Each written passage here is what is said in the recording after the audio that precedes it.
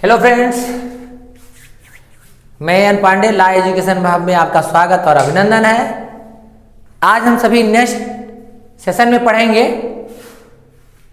भारत के संवैधानिक विकास के आगे, यानी हम लोग भारत के संवैधानिक विकास की वास्तविक यात्रा से शुरू करते हैं। अभी तक हम लोगों ने क्या पढ़ा? 1765 की जो इलाहाबाद की संधि थी उसके बारे में पढ़ा। और वहां हमें पढ़ने को क्या मिला कि बंगाल, बिहार और उड़ीसा का दीवानी और राजस्व का दायित्व कंपनी पर आ गया। और जैसे कंपनी पर यह दायित्व आया, कंपनी प्रशासन करने के यानी शासन करने का विचार बना चुकी, यानी बंगाल और बिहार और उड़ीसा पर वास्तविक शासन उसका स्थापित हो गया। अब कंपनी व्यापार करने लगी और साथ ही साथ प्रशासन का भी कार्य करने लगी। लेकिन कंपनी के कर्मचारी व्यापारिक गतिविधियों पर कम ध्यान दे करके प्रशासनिक गतिविधियों पे ज्यादा ध्यान देने लगे, क्योंकि पावर भाई आप आ गया थोड़ा सा ना, तो थोड़ा अब अलग कहानी होने लगा और उनके अंदर भ्रष्टाचार और लोभ बढ़ गया। शासन तो एक कर रहे थे, वो शासन ना मान के कुशासन था, लेकिन भ्रष्टाचार इतना अधिक था कि हम क्या बताएं आपको। भ्रष्टाचार बढ़ता गया और इसी दौरान क्या हुआ, ब्रिटिश कंपनी ने, ईस्ट इंडिया कंपनी ने इंग्लैंड सम्राट से क्या किया, ऋण की मांग की। जैसे ही इंग्लैंड सम्राट से, ब्रिटिश सम्राट से जैसे ही ऋण की मांग हुई, तैसे वहां बैठे हुए लोगों को दिमाग में आ रहा है, ये क्या बात है भाई, वहां से आने वाले कर्मचारी तो धनी होते जा रहे हैं और कंपनी घाटे में जा रही है। मतलब ऐसे कैसे हो सकता है? एक कंपनी है, उसके जो कर्मचारी हो वो दिन पर दिन अमीर होते जाए, दिन दूना रात चौगुना धन बढ़ता जाए और पता लगे कंपनी घाटे में चली गई, पूरी डूब गई कंपनी। तो मामला कुछ गंभीर है। तो उन्होंने क्या किया, एक गोपनीय समिति की गठन किया और कहा भाई जाओ और देखो कि क्या हो रहा है, वहां काहे कंपनी घाटे में जा रही है। अब वो यहाँ देखे तो पता चला कि कंपनी व्यापार कर रही होती तब तो फायदे में जाती, कंपनी तो यहां शासन कर रही है और कंपनी के कर्मचारी कम वेतन पाते थे, इसीलिए वो भ्रष्टाचार शुरू करके बैठे हुए हैं, रिश्वत ले रहे हैं, उपहार ले रहे हैं, धन लूट रहे हैं और लूट के लेकर जा रहे हैं यहां से, तो अमीर तो होबे करेंगे। अब अपने रिपोर्ट में यहां से भेजा कि यह स्थिति है। फिर वहां की संसद ने 1773 का रेगुलेटिंग एक्ट शुरू हुआ। पहली बार कोई लिखित एक्ट आया था भारत, लिखित रूप से वास्तविक जो यात्रा हमारी है संवैधानिक विकास की, वो यहां से शुरू होती है। रिटर्न आया था ये कि क्या करना है, बंगाल के जो गवर्नर थे उनको गवर्नर जनरल बना दिया गया कंपनी पर नियंत्रण करने के लिए।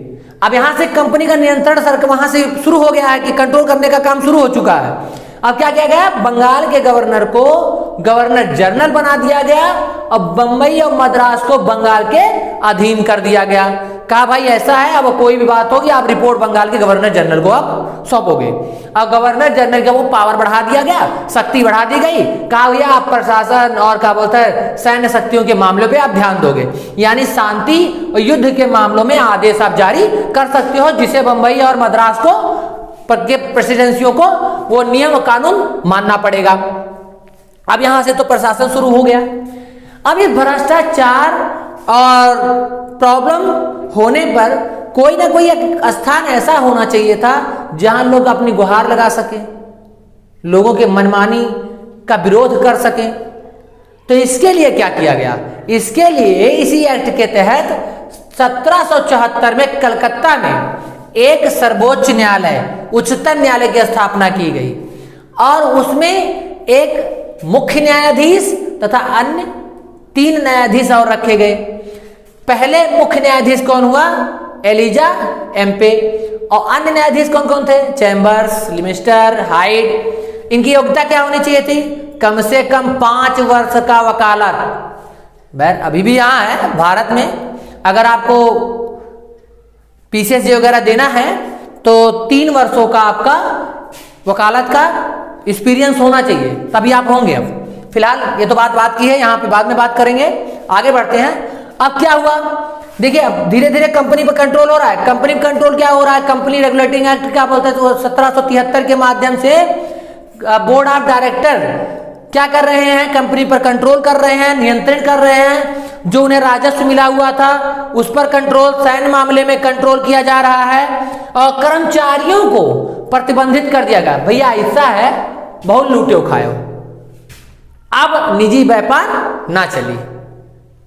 अब यह नहीं होगा कि मतलब आप पता लगे कंपनी कर्मचारी के अब व्यापार आपन, तो मतलब कर्मचारी वो कंपनी खो या आपन, अगर आपन तो सैलरी ना लो, फिर वहां से कोई नियम कानून ना मानो, तुम बाहर हो जाओ धीरे से, तो बाहर हो जाओगे तो यहाँ व्यापार नहीं करने पाओगे। और अब निजी व्यापार कहाँ कर रहे हो, तो इनके निजी व्यापारों पर रोक लगा दिया गया। और उपहार, जैसे जानते हैं ना, लालच बहुत बुरी बला होती है, तो ये क्या करते थे, जैसे कोई किसी घर जाए तो बहुत बड़ा उपहार मांग लेते थे, तो कहा उपहार को तो मैं थोड़ा धन थोड़ी लेते थे, लूटते मारते थे, और लोग डर के मारे उपहार दे देते थे। वो उपहार नहीं था बल्कि पीड़ा थी लोगों की, लेकिन उपहार ही उसे मान लिया जाए। और तीसरा रिश्वत, मतलब कोई भी काम करेंगे उसके बदले में हमेशा इन्हें रिश्वतें चाहिए। भाई लोग राजा देते थे, चलता था, लोगों से आप रिश्वत लोगे, कमजोर वर्ग के वर्ग और टूट के खत्म हो जाएंगे। खैर ये भ्रष्टाचार आज बहुत चरम सीमा पर अपने देश में है, लेकिन मैं किसी ऐसी भावनाओं को चोट नहीं पहुंचाऊंगा या मैं किसी पॉलिटिक्स वाली बात यहां नहीं करूंगा, क्योंकि मैं संवैधानिक विकास पढ़ा रहा हूं, ना कि आपके देश का भ्रष्टाचार पढ़ा रहा हूं। तो इसलिए मैं आगे बढ़ता हूं। कर्मचारियों को प्रतिबंधित कर दिया गया, कहा गया निजी व्यापार आप नहीं करोगे, उपहार नहीं लोगे, रिश्वत नहीं लोगे, अगर लोगे तो इन सब चीजों में आपको सुप्रीम कोर्ट में खड़ा किया जा सकता है। अब कंट्रोल बोर्ड ऑफ डायरेक्टर जो थे वो क्या किए, कंपनी पर नियंत्रण करना शुरू कर दिए। तो ये हो गया हमारा 1773 का रेगुलेटिंग एक्ट का ये फैक्ट है। ये इतनी चीजें अगर आपको याद हैं तो यह मान के चलिए कि आप इस एक्ट से कोई क्वेश्चन बाहर से नहीं आने वाला है। 1781 का जो एक्ट ऑफ सेटलमेंट था उसके आने का कारण था कि जो 1773 की कुछ कमियां रह गई थी उसी को दूर करने के लिए 1781 का एक्ट ऑफ सेटलमेंट लाया गया, जिसके माध्यम से स्पष्ट कर दिया गया कि कलकत्ता की जो सरकार है वो बंगाल, बिहार और उड़ीसा के लिए विधि बना सकती है, इतनी शक्तियां उसे प्राप्त कर दी गई। इस बार अभी 1773 के एक्ट में यह बात स्पष्ट नहीं कही गई थी, फिर लेकिन 1781 में यह बात स्पष्ट कर दी गई। उसके बाद आता है पीस इंडिया एक्ट 1784।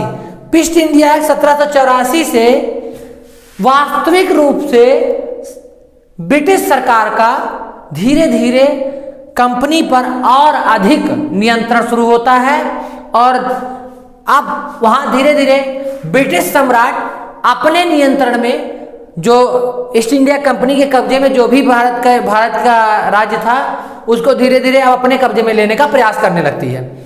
इसीलिए वो एक कदम उठाती है, व्यापारिक मामलों को और राजनीतिक मामलों को अलग कर देती है। और फिर कहा जाता है कि व्यापारिक मामला कौन संभालेगा, कंपनी संभालेगी, उस पर नियंत्रण कौन करेगा, बोर्ड ऑफ निर्देशक या board of directors. Board of director कौन थे, कंपनी के कर्ता धर्ता, कंपनी के मालिक जिन्होंने कंपनी गठन की थी। और राजनीतिक मामलों पर कौन ध्यान देगा, board of control. Board of control क्या था, बोर्ड ऑफ कंट्रोल का गठन वहां ब्रिटिश सम्राट ने किया था, इसकी नियुक्ति, कर्मचारियों की नियुक्ति ब्रिटिश सम्राट करता था, और ये इसकी बोर्ड ऑफ निर्देशक जानते ही आप कौन थे। अब क्या हुआ कि राजनीतिक मामलों में सैन्य या राजस्व गतिविधियों पर नियंत्रण करने लगे, और इनकी पूरी जानकारी अब ब्रिटिश में बैठे हुए सम्राट को ये देने लगे। और 1793 के चार्टर्ड एक्ट के माध्यम से कंपनी को 20 वर्ष का व्यापारिक अधिकार और बढ़ा दिया गया। अब पीस इंडिया एक्ट गुजर गया 1784 का, बाकी आगे चला धीरे धीरे।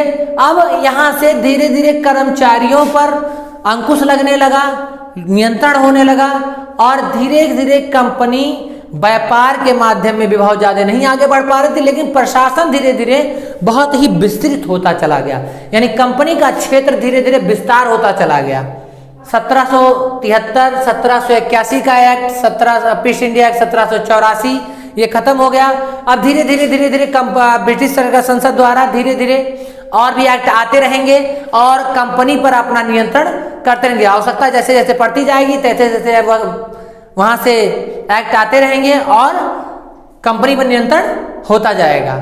तो उम्मीद करता हूं आप लोगों को ये बातें समझ में आई होगी। जो ना समझ में आया हो आप कमेंट बॉक्स में लिख सकते हैं, उसका पूरा का पूरा जो भी होगा मैं उसका निचोड़ आपको बताऊंगा, पूरा फैक्ट आपको समझाऊंगा।